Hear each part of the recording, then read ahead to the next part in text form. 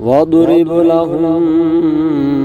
مثلا أصحاب القرية إذ جاءها المرسلون إذ أرسلنا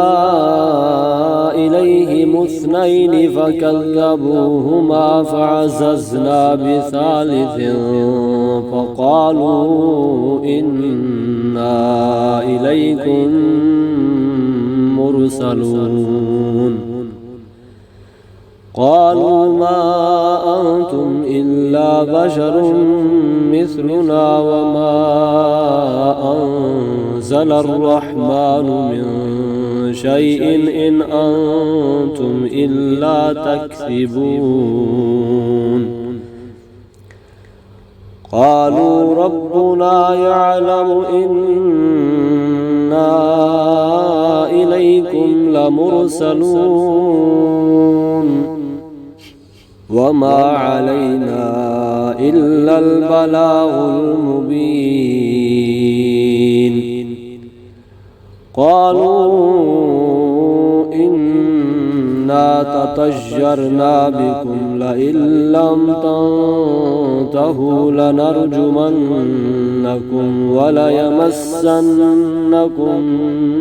منا عذاب أليم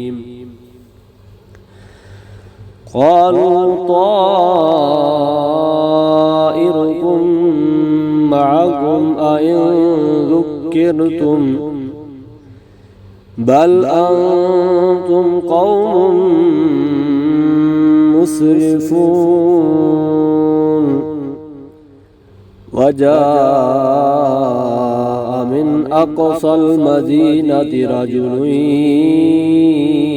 يسعى قال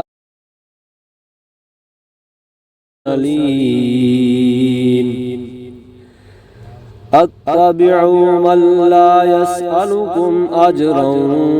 وهم مهتدون وما لي لا أعبد الذي فطرني وإليه ترجعون أأتخذ من دونه آلهة إن يردني الرحمن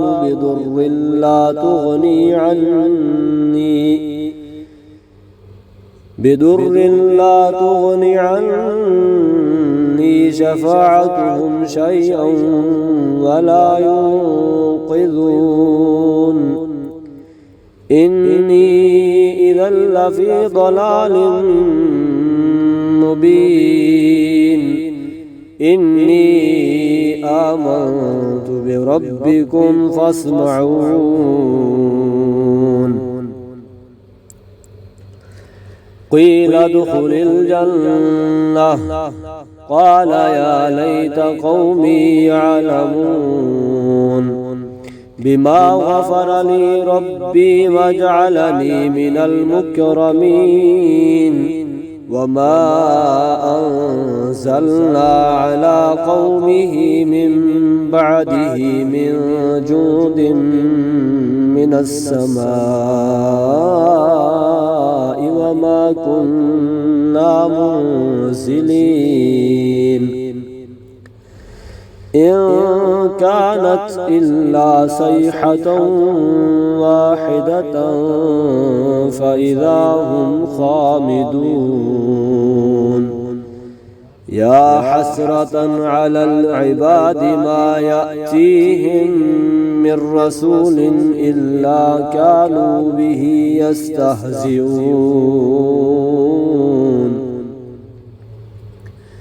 ألم يروا كم أهلكنا قبلهم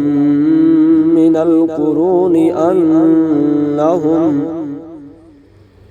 القرون أنهم إليهم لا يرجعون وإن كل لما جميع لدينا محضرون